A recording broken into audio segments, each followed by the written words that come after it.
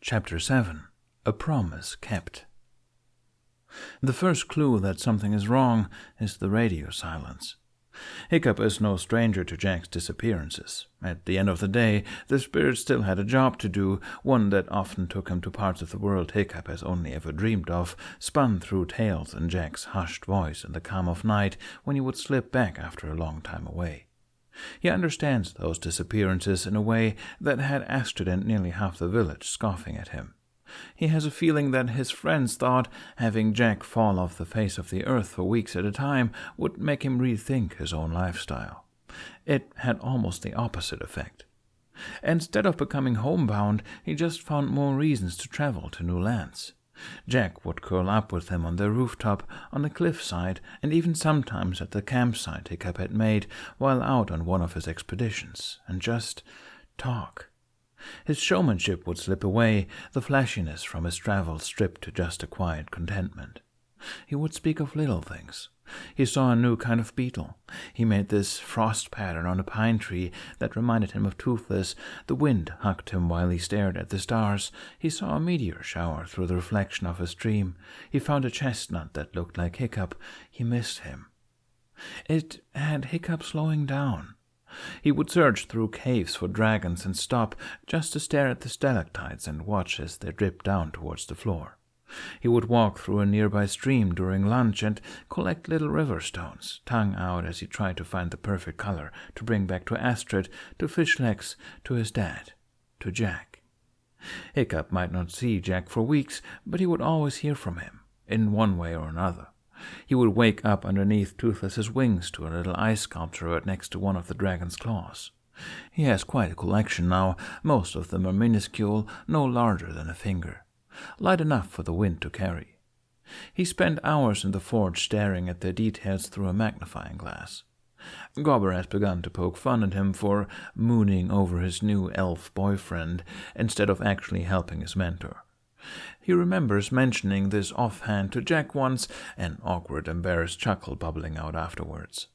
The next time Jack was away, Hiccup found a little sculpture of Gobber in his wake. He laughed for a full 5 minutes and immediately showed the man when he got home. That day saw both of them huddled over the figurine, faces smushed together, to see the grooves in Gobber's peg leg through the magnifying glass. When he's home, he finds messages brushed up from the powdered snow at his doorstep. They started off messy at first, nothing more than lopsided hearts. It was obvious the wind wasn't used to this kind of precision. Over time, though, they started to get more detailed. An outline of a dragon, Jack given a thumbs up. Hiccup even started to find landscapes, cliff sides, side profiles of Jack floating over what seemed to be a mountain range. He secretly wonders if those were Jack's messages or the wind's, if it had grown curious about this new form of communication, if it's trying to talk to him like it talks to Jack. There's certainly a difference between their messages. Jack's tend to be more corny, little dragons blowing smoke hearts and cartoon versions of him waving. The wind tends to paint him snippets of Jack's day, little moments painfully swept together by snowflakes, like it's trying to show Hiccup the world through its eyes. Jack's messages are more embarrassing for Hiccup as a whole, however. He knows that Stoic is usually up and out of the house by the time he's awake, so there's no way he doesn't see those embarrassing doodles. They're right there when you open the front door. The pictures aren't disturbed at all by the time Hiccup sees them, so he knows his dad must open the door, stare at it, then carefully step over them before leaving. The worst part is, his dad hasn't said anything about them. He just kind of gives Hiccup these looks, eyebrows all scrunched like he wants to say something, but never does. The looks he's getting now, though, are comparatively worse. It's been over 2 weeks, and Hiccup's got nothing from Jack. It's not unusual for him to be away this long, Odie knows that, but Hiccup usually gets at least one little trinket, one message, one something by now. Thorzabov usually gets those pictures at least every other day. It doesn't help that he started pacing in his room at night, just wondering, worrying mostly, because Jack's not the type to forget. He's spacey, sure.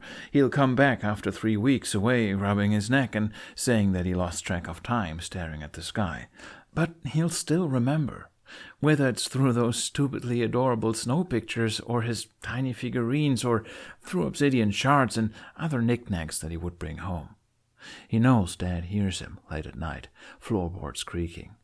He knows his friends see the bags dragging deeper under his eyes. And he notices the way Toothless claws at his rock slab, whining, staring out the window. And they look at each other, Hiccup pacing and Toothless twitching, and they worry. The second clue comes from Astrid's mother. Astrid finds him in the stables, looking over some new additions to Berk's flock. The way she says his name has Hiccup pausing. He turns, dread already pooling in his stomach. She's tense, arms robotically at her sides. But she's slouching, almost shrinking in on herself. Astrid doesn't slouch. "There's something wrong with my mom's ice slab. You should probably take a look," she says, carefully. There's an edge to her words. Hiccup opens his mouth, but nothing comes out. He ends up heaving a sigh with a nod, silently following Astrid. He stares at the melting ice block in Astrid's basement. Her mom is off to the side, arms crossed tight as she explains the situation. Hiccup wouldn't notice her worry, except for the way she pauses between her words. Astrid is quiet, just staring at Hiccup, concern dripping off her shoulders. He feels her look in an abstract way. It's like there's a wall between him and the rest of the world. Astrid's mom's words are muffled. He's underwater, alone, staring at the melting block of ice. He thinks his chest might cave in from how hollow it is. "I didn't notice until today, but from how wet it is, I think it might have started dripping a few days ago. He said it was tied to him, to his magic. I couldn't care less about that slab of ice. I just want to make sure he's okay." "I haven't heard from him," Hiccup says, eyes staring straight ahead. There's no inflection with his words. They sound dead even to his ears. Astrid and her mom exchange a look. Then the woman is quietly walking back up the stairs, closing the cellar door. Astrid walks up beside him, arms crossed, looking at the ice block. "You think he's hurt?" she asks, curt. "Maybe," he says, huffing. "But if he is, he might just be sleeping it off somewhere, and that's why the ice is melting, and why—" He cuts himself off with a grimace. "Why he hasn't left anything." Hiccup sighs. "Yeah." They stand there in silence. The floorboards above them creak, sending dust into the air as Astrid Moms bustles around upstairs. "If I hear nothing by tomorrow and the ice is still melting, then I'll go look for him." Astrid turns to him, a confused tilt to her eyebrows. "He could be anywhere. How will you know where to look?" Hiccup just stares ahead, watching as a line of sweat drips down the side of the ice. "I'll figure it out." The third clue comes crashing through Hiccup's room that next morning. The sun hasn't even risen yet, Stoic still snoring downstairs. Hiccup's fidgeting in a restless sleep when the hatch to his ceiling gets slammed open. By the time Hiccup and Toothless jerk away, a gust of wind already has Hiccup thrown off his bed and out the window. He gives an aborted yell, hearing Toothless yowling, leaping onto the roof. This is going to hurt, he thinks, vaguely, watching the ground falling to meet him.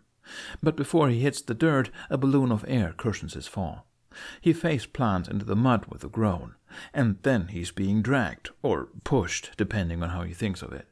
He claws at the dirt as he slides across the ground, invisible hands shoving him towards the cliffs.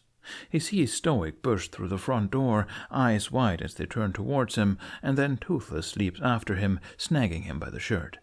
The wind howls in protest, shoving him to his foot, spinning him around until his heel is digging into the ground. Toothless's teeth are clamped around the back of his tunic, leaning back against the force of the gale. The wind screams, and Hiccup feels some stitching in his shirt pocket. He stares out towards the tree line between him and the coast. Southeast. It's pushing him southeast. "Wait! Wait!" he cries, holding his hands out to the air. The wind stops, curling in puffs around them, chilling his soaked sock. Hiccup wobbles a bit, shifting around as he balances on his leg. Toothless huffs out a few breaths, almost shaking. He tentatively sits down, but does not let go of Hiccup's shirt. He hears Stoic cry out his name, hears him running over. He holds out a hand towards the man, stopping him, not looking away from the sky. "Is that you?" Hiccup asks, tentatively. "Wind?" A gust knocks him in the side of the head. It's not harsh, but it isn't soft either. It seems almost impatient. Hiccup's mind travels back to that sea stack months ago, to the whispered promises. "Is Jack in trouble?" he asks, suddenly hoarse.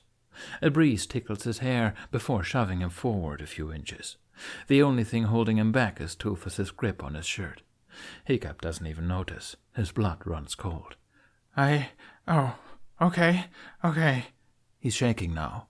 He feels the tail wrap around his front, wing webbing settling over his head. He closes his eyes, takes a breath. "Okay," he says, opening his eyes.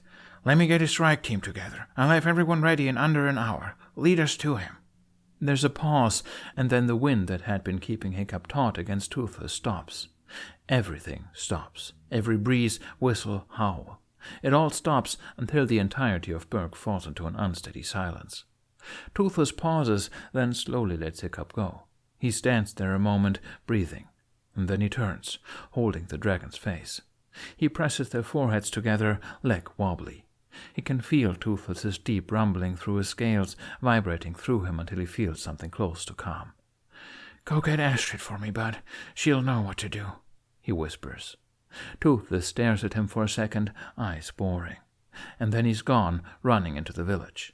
Stoic stumbles up to Hiccup, large hands engulfing his shoulders. "Son, are you all right? What was that?" Hiccup meets his gaze, eyes hardening. The panic is gone. He feels it settling into a corner of his mind. Thank Odin for compartmentalizing. "Jack's in trouble. I'm going to find him," he says. He's surprised by how steady the words are, how sure he sounds. Stoic narrows his eyes. There's a pause between them. Nothing fills the silence, no creaking from windmills, no whipping flags or billowing sheets. Nothing. "All right. Bring a Tara. Send word once you've found him." Hiccup nods once, curt, and then he's off, hopping back to the house. Everyone is packed and gathered in the village square by the time the sun is starting to rise from the sea. Hiccup has never heard the village so void. There's noise, the bustling of villagers, metal knocking together, quiet mumblings as the town gathers on the outskirts to see them off. But there's no backdrop, though, no howling from the cliffs, no cacophony of song ringing from Gothi's wind chimes. He feels like he's walking through a forest that suddenly lost all of its birdsong. It has him constantly untensing himself, movement stilted. From the looks of the rest of the group as they tie down the last of their packs, the feeling is shared. Astrid walks up to him, Stormfly walking in circles behind her, body wiggling to adjust to the extra weight. "We have enough food and water for a few days," she says, falling into step beside him. "After that we'll have to forage. Do you know how far away he is?" Hiccup just shakes his head. "Everyone ready?" he asks, hopping onto Toothless, walking over to the rest of the group. Yeah, we're ready. Let's see what hole Jack got himself stuck in," Snotlout grumbles. Hiccup just nods, mouth pulled into a thin line. It has everyone straightening in their saddles, has the laughter leaving their faces. Fishlegs pulled out a compass from his saddlebag. "Which way, Hiccup?" he asks tentatively, peering at a map tied down to Meatlock. "We won't have to worry about that," he says. He ignores the confused looks everyone throws him, instead turning towards the ocean. "All right, Wind, we're ready," he calls out, flicking Toothless's tail into position. Before anyone can say anything, a wall of air slams into their backs, diving under the dragon's wings and practically tossing them into the air. He can hear the cries from the villagers down below, can hear the way the wood on the windmills creak dangerously. By the time he turns around, Berk is nothing but a speck against the deep blue canvas. He turns towards the horizon, eyes narrowing. They're coming. They keep a steady trajectory to the southeast, whipping over the waters at dizzying speeds. It feels like when he was sucked into a riptide as a child, of beating uselessly against the current, limbs like lead, until he finally let go. He remembers floating far enough out into the sea that he would have drowned if Stoic had not swum after him. He remembers looking at the shoreline and watching himself get dragged nearly a mile away before one moment and the next. He can feel that current now, just as fluid. Only it's all around them, buoying toothless wings, sweeping them to another horizon. Hiccup doesn't know if Jack's rubbing off on him or if he's developed a rapport with the wind through the weird snow messages, but the currents around him feel different. There's a tenseness to the air, an agitation in the way it snaps underneath them. They fly all day and well into the night. The dragons eventually stop flapping altogether, bodies drooping under their exhaustion. Air currents just swirl under their wings, dragging them along. They only land in short spurts, a few hours at most, collapsed on the ground before they're off again. By the third day, everyone starts catching a few hours of sleep on the wing, the whistling breeze being the first and last thing he hears every morning and night. They run out of food and water on the fourth day. They're forced to land sooner, pillaging whatever island they happen upon for sustenance, scraping it clean until they have enough for another few days. The wind nearly doesn't let them land, a piercing screech splitting clouds and almost sending Meatlock into a spiral from the sudden change in air currents. No one else would talk to it, all sat stone still in their saddles, eyes wide, glancing all around them, the whites drowning out the pupils. Hiccup just whispers quietly, letting his words get carried away by the howling breeze. His eyes sting from lack of sleep and staring at the sky for nearly 12 hours a day. It feels like snow blindness. He doesn't have enough in him to feel the same flicker of fear as his friends when the wind began screaming. He understands the anger, if anything. Half of its drawings to Hiccup were of Jack. It almost seems to chirp around him. It cradles him. Hiccup has a sneaking suspicion it raised him.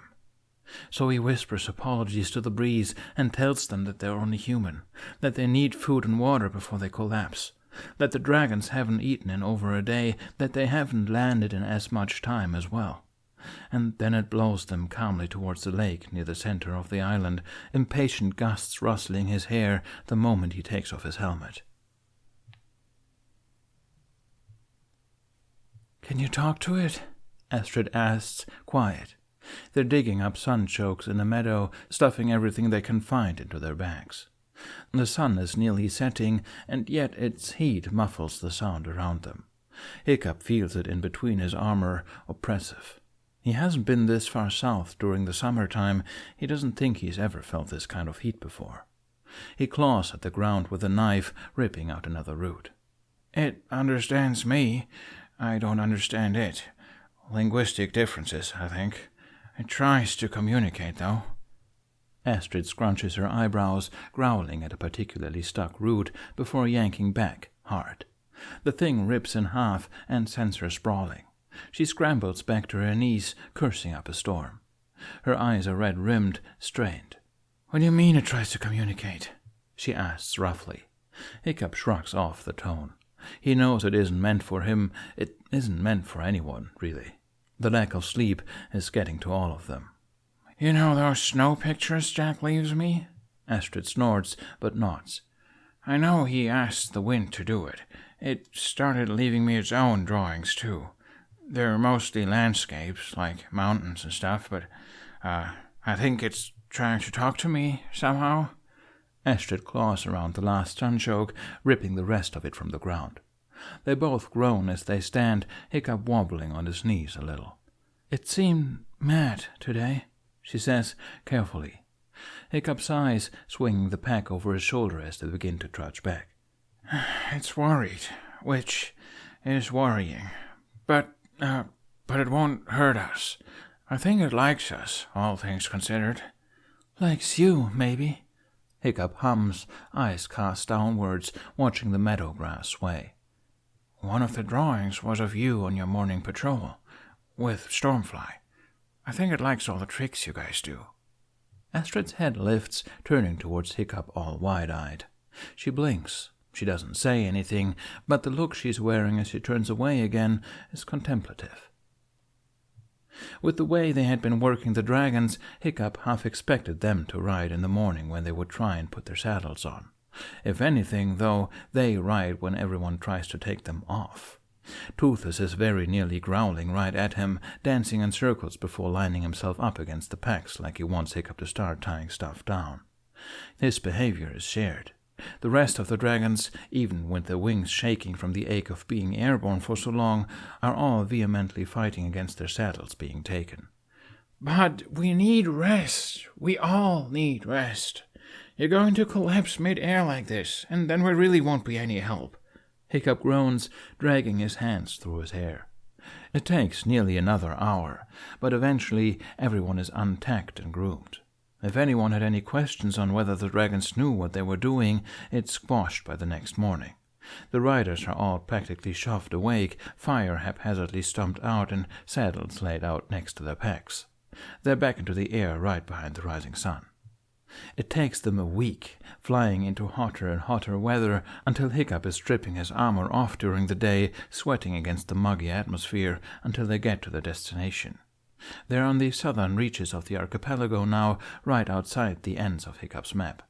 The time between islands had stretched further and further apart, until they reach a tall, jutting isle, mountains scraping the clouds. The wind tips them downwards, and everyone perks up.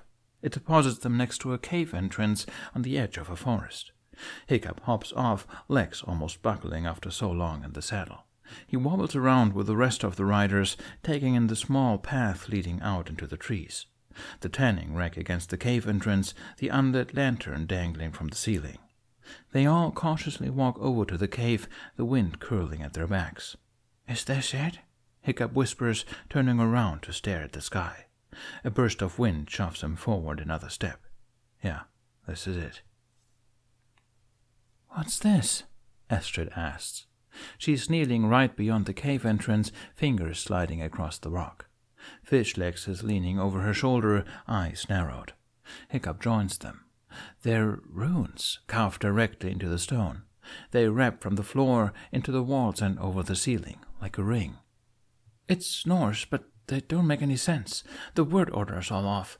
The spelling almost seems backwards, too," Fishlegs murmurs. Toothless creeps forward, sniffing at the writing. The twins cautiously step over the ring, deeper into the cave. "I don't feel any different," Toughnut says, poking himself. Wait a minute. Roughnut turns, squinting at the rest of the group. "Yes, Roughnut?" Hiccup asks, a little dryly. He lifts his head, raising an eyebrow. "I can't feel the wind anymore," she says, slowly. "After feeling it shoving me constantly for the better part of a week, it's kind of weird to not have it annoying me." A breeze whistles past Hiccup's ear. He hesitates, then steps over the threshold as well. The moment he steps through, the breeze tickling his ear is gone. His hair isn't swaying, his clothes aren't being ruffled. Roughnut is right. It is a weird feeling. "I think those runes are there to block the wind," he says, voice quieting when he hears his own echo. The tunnel ahead is pitch black, the air still and stale around them. "That's why it needed us," he whispers. Astrid, Fishlegs, and Snotlout exchange looks, then all hesitantly step through as well. Toothless, Meatluck, and Stormfly manage to squeeze in, but Barf, Belch, and Hookfang get stopped at the shoulders, heads whining as they try and claw their way in. "Sorry, Hookfang, we'll be back. You can stay on lookout," Snotlout says, stepping forward to pat Hookfang's head from where it's shoved inside. Hookfang whines a bit more before stepping back. "Maybe you guys can try and destroy that weird witchy thing in the stone," Toughnut says, pointing towards Barf and Belch. They visibly perk up, and Hiccup is quick to jump forwards, waving his hands. "Don't blow anything up. If whatever's down there is alerted to our presence, they could disappear into other tunnels, and we may never be able to catch them," he hisses. Everyone tenses a bit at that. The twins give each other a look, and then everyone gives him stiff nods. Hiccup walks to the front of the group, then inclines his head towards Toothless. Toothless is quick to pool fire in his mouth, and soon a soft purple glow is bouncing off the walls as they slowly descend. It's only after a few minutes of silent walking that they begin to hear voices. "Lady, for the last time, this really isn't going to work out for you." Everyone stiffens, Hiccup pausing. That was Jack. There's a muffled reply, high and croaking. "Well, if you don't want me here, and I don't want me here, I still fail to understand why we're both here. Seems a little counterintuitive, don't you think?" He doesn't sound hurt." "He sounds fine," Astrid whispers, narrowing her eyes. Hiccup would almost agree if it wasn't for the way Jack is clipping his words. He's overly chipper in a way Hiccup knows is fake. He just puts a finger to his lips before flicking his other hand forward. Toothless closes his mouth, and then they're enshrouded in darkness. Hiccup can see a small glow farther down, and they all start to slowly step towards the light. The tunnel opens up into a large alcove, covered ceiling to floor in shelves laden with a myriad of objects, herbs, and miscellaneous items in no conceivable order.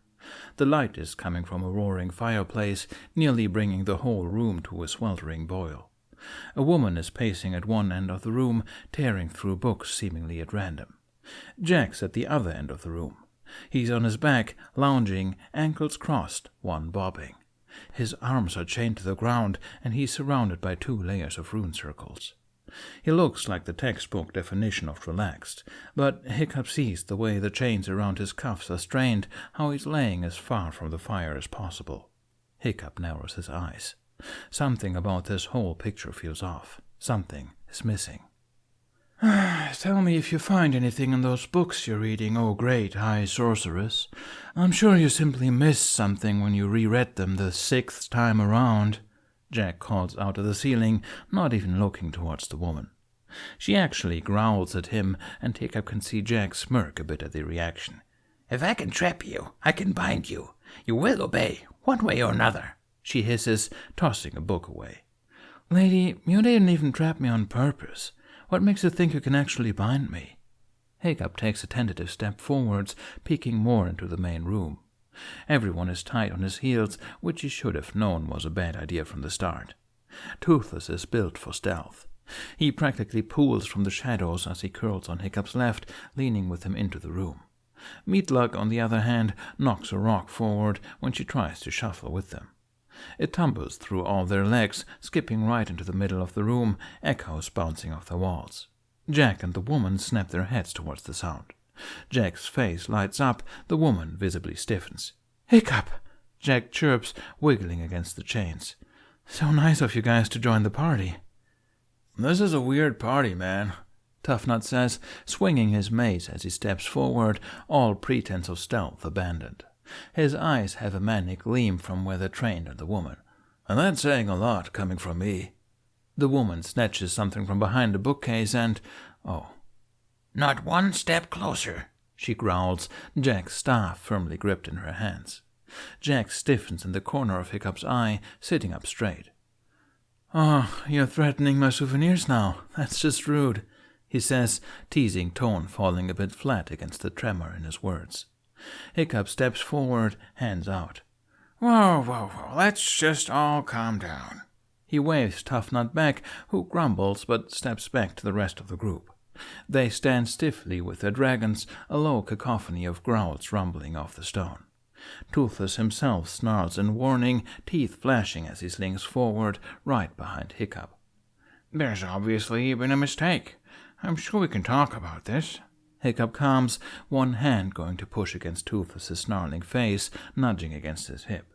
The woman is near trembling, knuckles white against Jack's staff. How did you find me? She demands. Her eyes dart between him and the rest of the group. Her gaze lingers on Toothless, and she visibly swallows. We're here for Jack.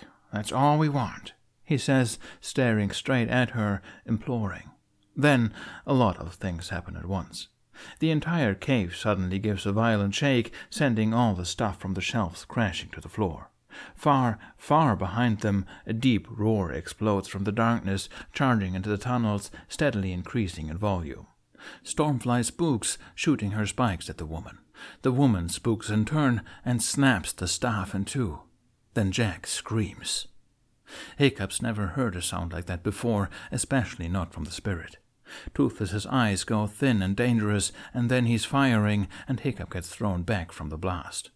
The roaring rises until it's right on top of them, and everyone gets slammed into the ground as the wind bursts into the room, sending papers and books flying into the air. Hiccup stumbles to his feet, nothing in his ears but a deep ringing. He shakes his head, stumbling from the wave of nausea that rolls through his stomach, and looks for Jack. He's slumped on the ground, limp and gasping. Everyone narrows down to that one side, and he's surging forward, yanking uselessly at the chains. Someone pulls him back a moment before slamming their axe down on the metal, and then he's dragging Jack out of the rune circles, laying him down onto the stone. He frantically begins patting the man down, but nothing looks wrong, but something is wrong, and Jack shakily grabs one of Hiccup's hands. Hiccup jolts, snapping his head to look up at Jack's face. He's looking at Hiccup so softly it makes him ache. He gives Hiccup a small, wincing smile. Something deep and blue trickles out of his mouth, down his chin. "Hey," he whispers, gurgling around something wet. "What's up, Buttercup?" Hiccup chokes. He feels tears stinging against his eyes, stinging against the cuts littering his cheeks. Jack, you're going to be fine, okay? Just focus on breathing." Jack snorts, then spasms a little. He wiggles away from Hiccup to roll onto his side before hacking up what looks like a sickly mixture of water and stale blood. Oh gods, he does bleed. He distantly hears something behind him gag. I'm fine," Jack mumbles, gasping in a few breaths, his eyes already drooping close. Nope. Jack, you have to stay with me." Hiccup snaps, jerking forward to roll the spirit onto his back again, jostling him. He chances to look up. Fishlegs is over with the twins around the body of the woman near the corner. He has a finger up to her throat. He looks over at Roughnut and shakes his head. Astrid is kneeling next to him, Snotlout standing nearby. Snotlout's face is blank, staring at the puddle of blood on the ground. Hiccup focuses in on Astrid. "Where's the first aid kit we brought?" She narrows her eyes, giving a short nod before jogging over toward Stormfly, who's pacing near the tunnel. "Hiccup," Jack whispers, the words choked back by water. Hiccup winces, tipping the man onto his side again. He pushes lightly on his chest, but doesn't feel any ribs give way underneath him. Oh, Odin, what's wrong with him? He doesn't even know what's wrong with him. Jack squeezes his hand, yanking him a bit. The motion sends him into another coughing fit, but he reaches up through it and grabs Hiccup's shirt. "Hiccup," he says, sterner. Hiccup clenches his eyes shut, gasping in a shaky breath. He squeezes Jack's hand back and opens his eyes. Jack is calm. He flashes a grin, teeth stained blue and red, swirling into a sickening purple. "I'm fine," he stresses. His hand is slowly going limp under Hiccup, his body slumping further onto the ground. "Oh, no. Hiccup whines, eyes going wide. He starts to yank his hand away, to do something, but Jack's grip tightens, straining from the action. "Love," he says, slow and deliberate. "I'll be okay. Please let me sleep." Hiccup blinks down at him. A few tears drip down his cheek and land on Jack's chin, but the man doesn't seem to mind. He just traces his thumb over Hiccup's knuckles and tries to wink at him. It quickly turns into a grimace. Oh. Hiccup blinks again, mind running in loops behind his eyes. Snowpile naps. The Nether incident. "Okay," he whispers, thin. "But if you don't wake up, I'm sicking Toothless on you." Jack laughs, the sound squeaky and wheezing. It has everyone wincing. "Deal," he mumbles, and then he's slipping away again, eyelids half-masked as he hacks up another clump of watered-down blood. He's asleep by the time they manage to carry him out of the cave, his staff swirling on a bundle of wind behind Hiccup. The runes circling the entrance are suspiciously scratched out. Barf and Belch look quite proud of themselves. They check him again for outward injuries, wipe down whatever blood they can get, and then bundle him in blankets before gently setting him on Toothless. He doesn't wake by the time they return to Berk nearly a week and a half later. Gothi and Stoic are waiting for them when they land, faces stony. "He doesn't appear to have any external injuries, and I couldn't find any jostled ribs or anything that might suggest internal injuries. He stopped the coughing fit a few days into the journey back and has been mostly silent since then," Hiccup babbles as Stoic carefully picks up the sleeping figure of Toothless. Gothi narrows her eyes and pointedly stops walking towards her hut. Hiccup stumbles to a halt, questions on his lips. She turns and starts writing in the dirt. Hiccup squints, mouthing out the runes slowly. "Yeah, he did say he usually sleeps off injuries." She swipes the ground with a foot before writing again. Yes, the ice bath was because it was a burn wound. I don't understand where this is going. Stoic steps forward, inclining his head. Son, I think she's trying to say that if he doesn't need an ice bath or other special treatments, all we can do is wait for him to wake up. It seems like he's healing himself. Hiccup stares at the bundle of blankets in Stoic's arms, grimacing. He sighs out and is about to answer when he hears a large crash followed by a yell.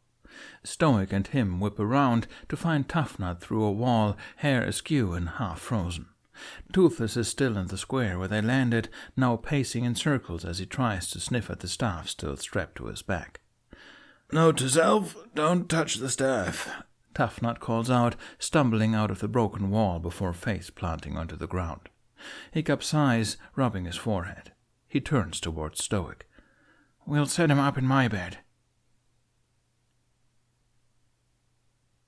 For the first 3 days, Hiccup doesn't so much as budge from Jack's bedside.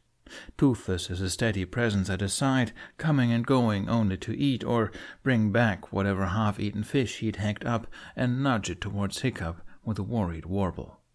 Hiccup himself barely eats, sleeping only in fits slumped over his chair. He shouldn't even be so worried. Jack himself said he would be fine. It's the way Jack breathes in his sleep, he supposes, dry and wheezing, like he coughed up all his blood and now nothing remains. It's the way his scream still bounces around in Hiccup's mind on repeat, his body so small and frail and how it curled around itself, drowning on whatever mixture of substances he was hacking up. His staff lay on Hiccup's desk. Its color is dull, grayed out, looking almost dead except for the way it sputters little blue sparks every once in a while. He had to carry it up himself after he got Jack saddled, as it became abundantly clear that it wouldn't let anyone else touch it. It took Toughnut, Astrid, and then Stoic for him to realize the staff didn't want to be handled. He had arched an eyebrow at them before going over, untying, and grabbing the staff easily. Really? Nothing, Astrid had griped, shaking ice clumps from her hair. Hiccup just shrugged. He could have said so many things, like how he didn't feel nothing. He felt the magic in the staff jolt through him, wrapping itself around his veins and squeezing almost painfully, before lightening up, just holding. How it felt different than the other times he'd held it. More disjointed, less like smooth glass, and more like a cracked vase, the edges poking at him every now and then with a wince. How it was almost like the wind, how it didn't have a voice, but still felt like it was crying, clinging to him in some hesitant second-hand trust that he wasn't sure he deserved. But Hiccup had 2 entities mourning around his body, and one wheezing upstairs in a way that constricted his heart nearly in 2. So he just shrugged and ignored their looks as he walked inside. He had gotten hit point blank by a dragon and was completely better within a single day. It was the end of Jack's 3rd week asleep, and he still hadn't woken up yet. Not even once. The wheezing has stopped, which Hiccup almost wants to say is an improvement, except for the silence that led after that, stifling. His chest rising and falling only about once per minute. Quiet. Hiccup almost prefers the wheezing. It's going slow. Too slow. Hiccup stares at the staff on his desk and wonders. If someone breaks a bone, you need to set it before it heals again, or it will heal wrong, or not heal at all. It's not a bone, but Hiccup wonders with the way they're connected if it just might work near the same. Astrid comes up into his room that day, shoulders set back and a notebook in her hands. She's on a mission, it seems. She nods at him, sitting quietly against Toothless before quietly going to stand next to him. She shifts a bit between her feet, looking at the spirit in Hiccup's bed. Is he even breathing? She asks, squinting at the stillness of the sheets. Hiccup shrugs, maneuvering a bit as Toothless shifts one of his paws around before beginning to groom himself. His chest rises about once a minute. He used to breathe more, but he was wheezing then, so I think this might be an improvement. She doesn't say anything, letting the room settle into silence for a moment. You need to eat, she eventually says. Hiccup frowns. I have been, and take an actual bath, and drink more, and get some real rest. Gee, thanks, Hiccup deadpans, rolling his eyes. Astrid turns, face unimpressed as she looks down at him. "It's been a week, Hiccup. You can't just hole yourself up in here. Toothless needs to get flown. I'm pretty sure you both need to fly for a bit." Hiccup pulls his knees to his chest. "I can't just leave him here, Astrid. What if something happens?" She tosses her notebook at him, smacking him in the face. He sputters, juggling it, sending her a glare. But he does open to the first page. It's a table with days and times, nearly overflowing with names. "What?"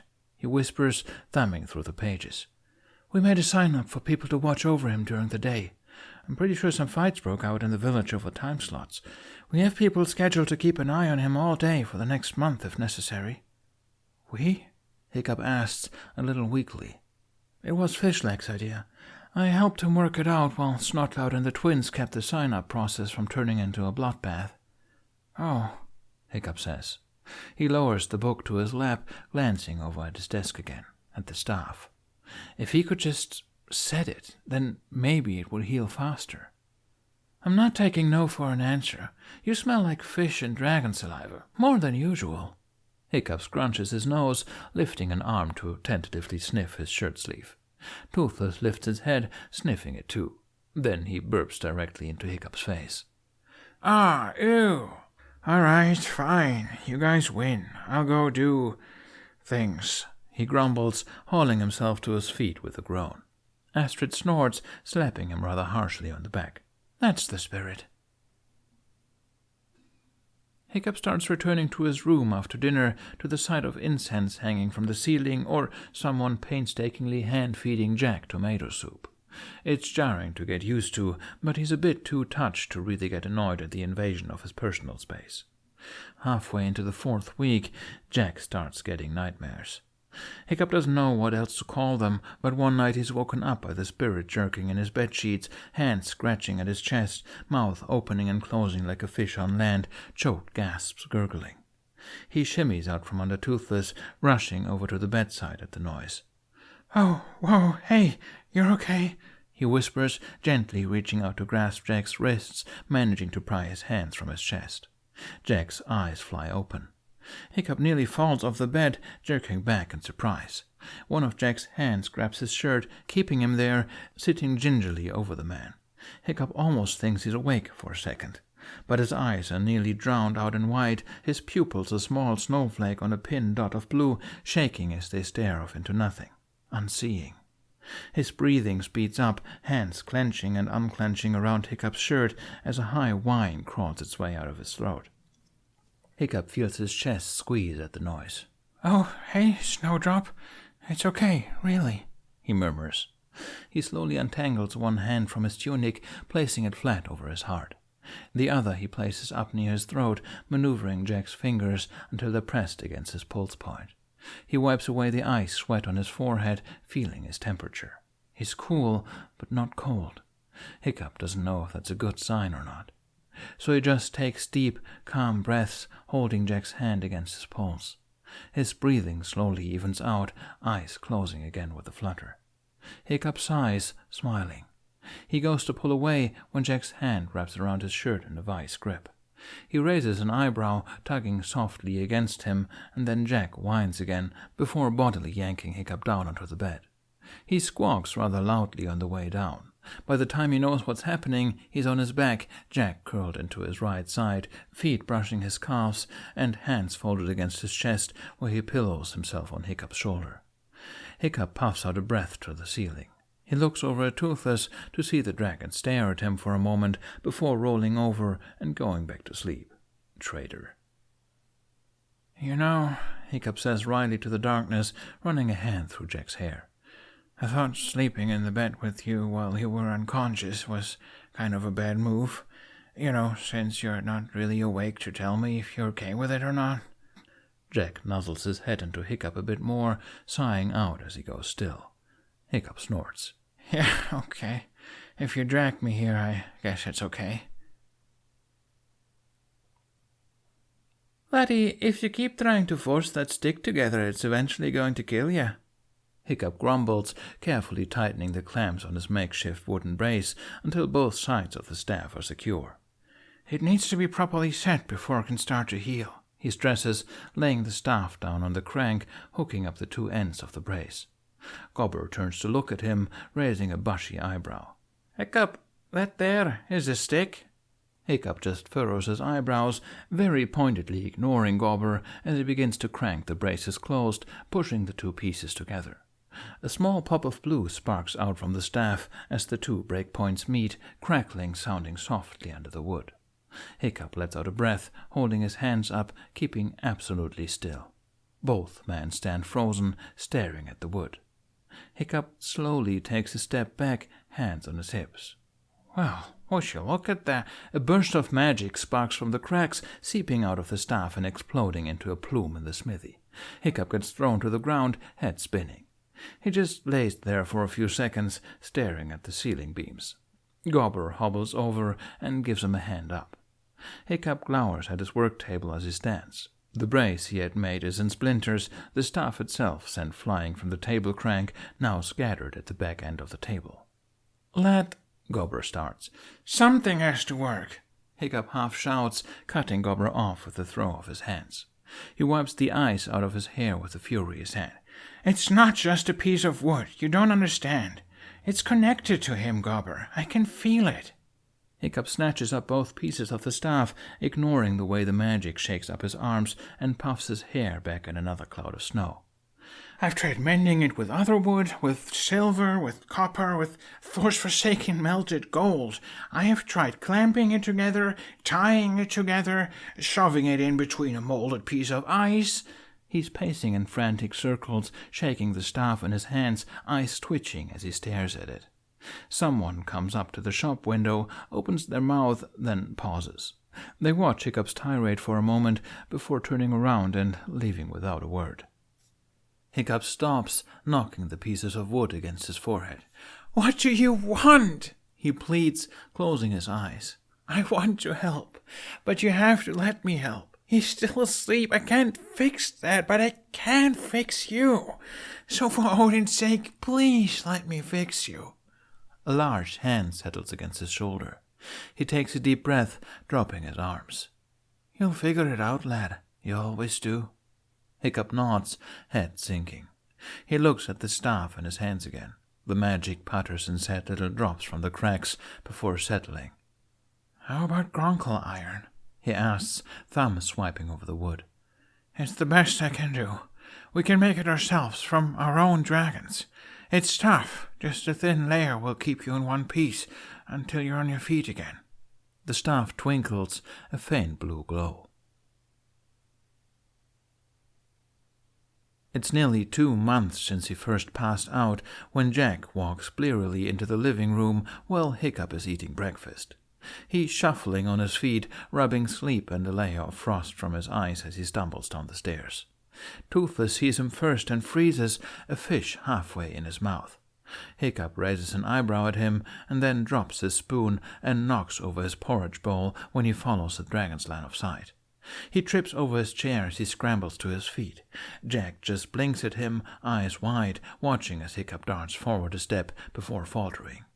His limbs feel so weak all of a sudden. There's a shake in his hands, a tightness behind the eyes.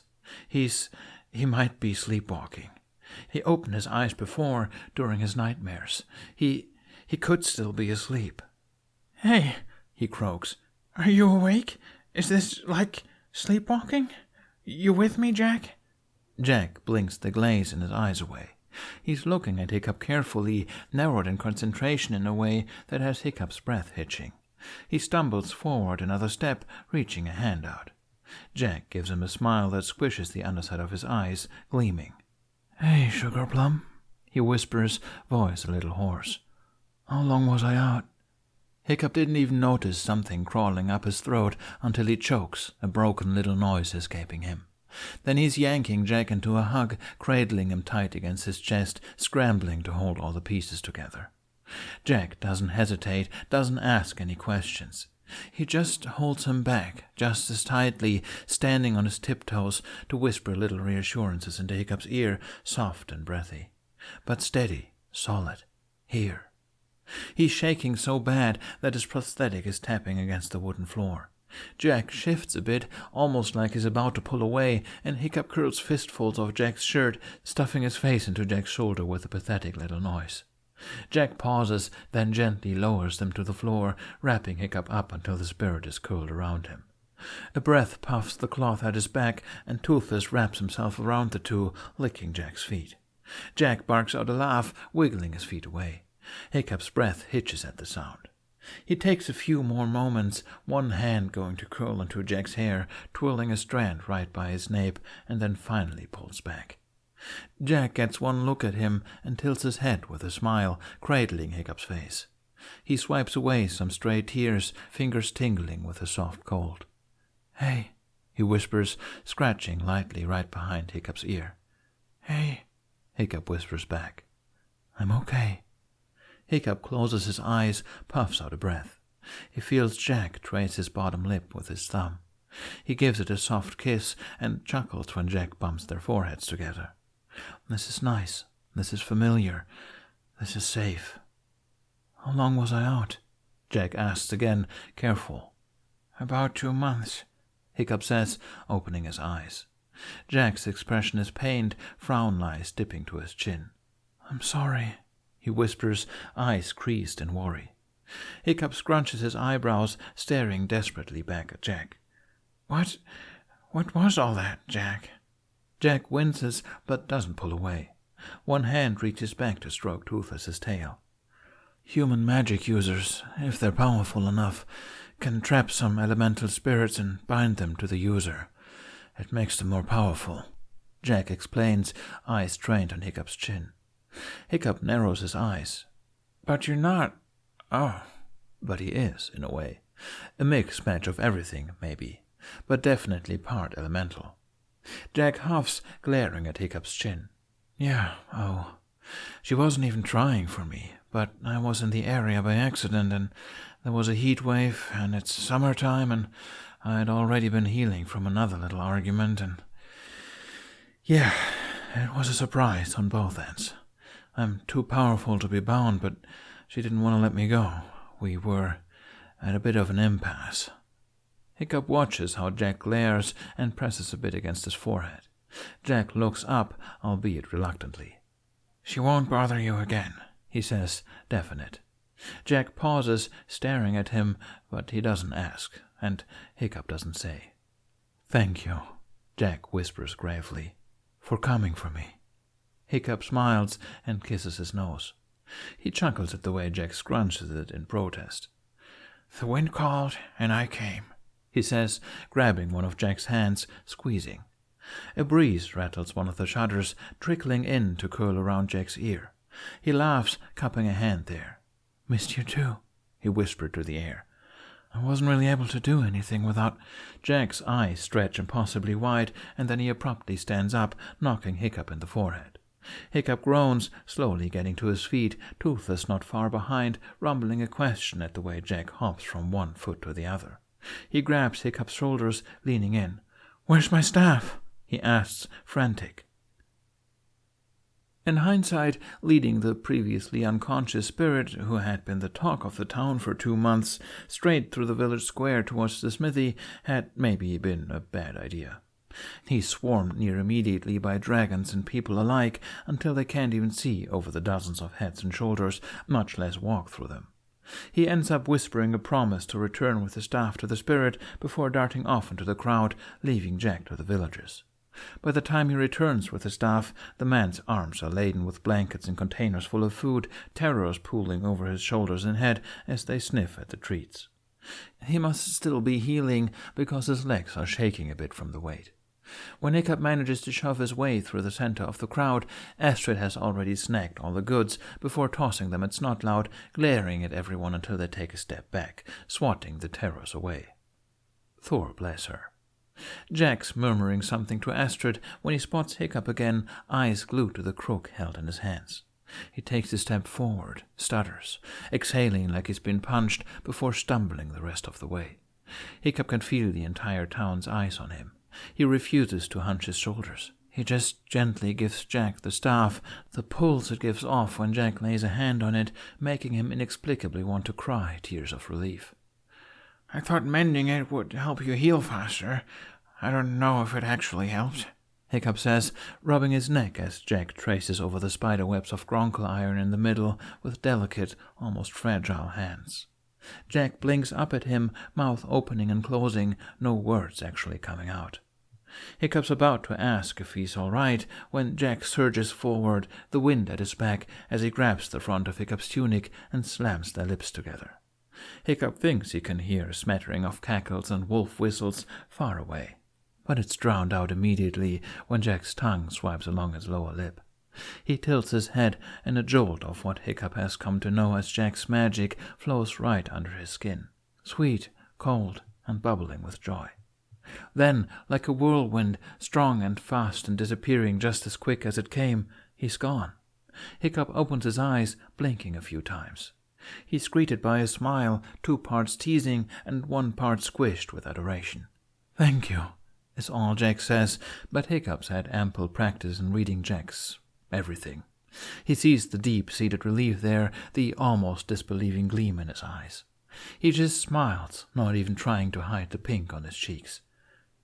"I didn't fix it, just kind of held it together," he says, shrugging. Jack's smile quickly turns into a smirk.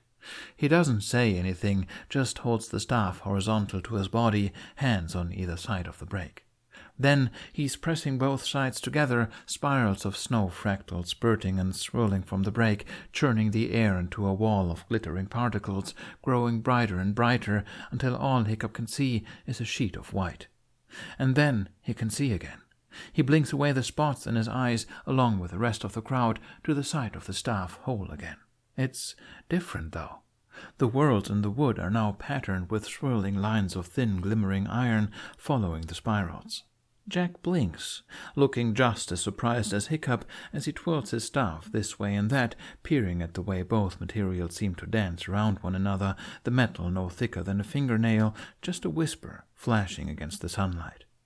Before Hiccup can react, the rest of the group is upon them. Astrid, Fishlegs, Snotloud, Roughnut, Toughnut. The dragons peer over the crowd, heads leaning forward to bump against his back. One of the circling terrors takes up residence on his crook.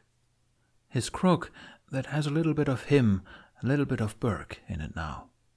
Jack's bent over laughing at something Snotloud is half yelling to him, waving his hands around dramatically. And he's alive. His eyes are bright, and he's wearing a new shirt someone had thrown on him while he was asleep. And even from here, Hiccup can feel the magic radiating off of him in delightful little waves. The wind circles around his shoulders like it's leaning on him, watching the scene too. And Hiccup knows they'll be okay.